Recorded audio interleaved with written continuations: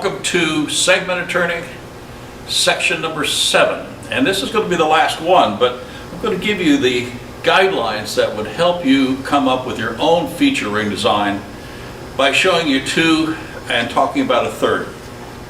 And what I'm doing here, you see I don't have my smock on because I'm not turning today. There was a lot of woodworking in one of these and I've pre-recorded that, and we'll show you that section in a couple minutes. But first thing I want to show you is one of the simplest of the feature rings that we can do, and it's called the Greek key. And basically it's just an up down square arrangement of segments. So this is a piece we did a long time ago, but let me show you the piece I just made for today's discussion and demonstration. This is a Greek key, and I made it out of 24 segments and 24 spacers. And in this particular project, it came out looking, I think, appropriate for the size. Let me show you how that's done. The first thing you do is you take your two species of wood and you laminate them together into a pair. And when I cut my segments, I have these typical segments like that. But I also calculated, I didn't mean to knock it over, but I also calculated what the dimension for the spacers need to be so that they represent exactly the same proportions. So to do this Greek key, all I did was to take every other segment, turn it upside down, and put the appropriate spacer in between, like that.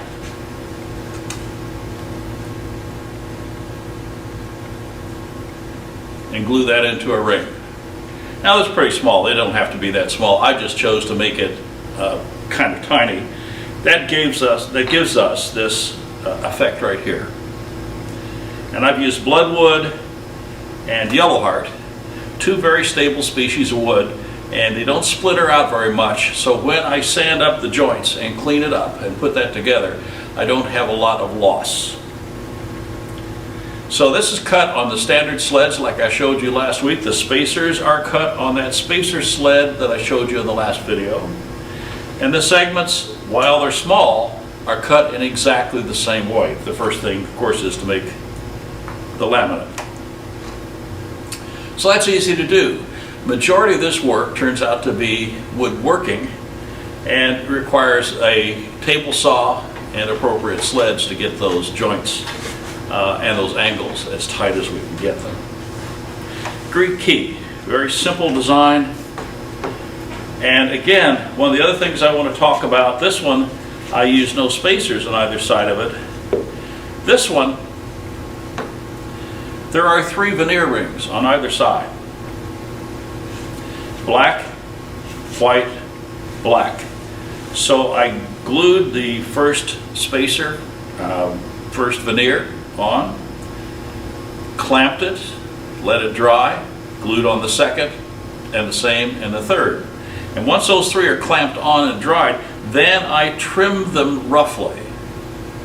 Added the segment ring. These are all individual steps, done one at a time. Same thing done from the top down. So remember, with working with veneer, we need to keep clamp pressure on constantly while it's drying. I allowed at least 2 hours between each glue up here. And then on the top, you can't hardly see it, but there is one single black ring here. And on the bottom, as you can see, there are 3 rings down here too. I think adding these veneers in these various locations adds a crispness to the vessels. Something to think about. Well, let's show you something that's much more complicated. And this is one I get asked about a lot. And this is what I call the Thunderbird design. And it is not difficult to do either.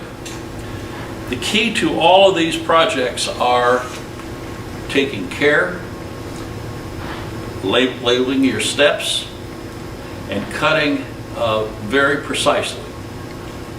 Well, here's how you get to this. I made a vessel for us to work on today, and it has both the Thunderbird and it has a diamond pattern in here, alternating between the two.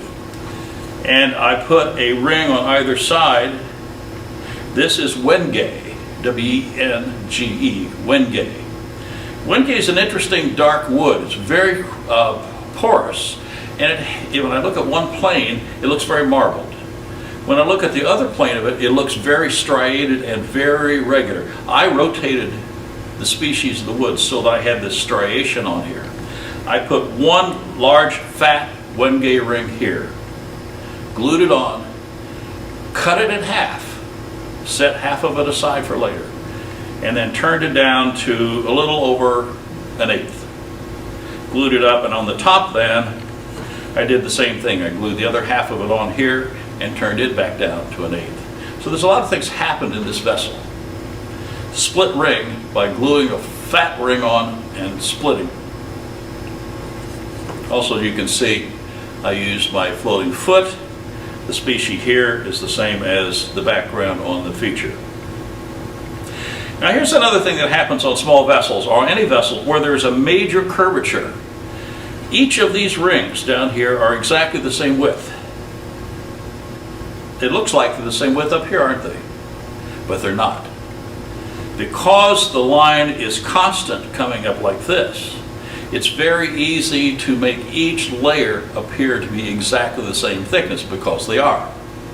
But as the curvature turns inward, I'm no longer looking at it from the side, but I'm looking at it from a oblique angle, and each ring then begins to appear larger and larger. So what these are significantly thinner rings.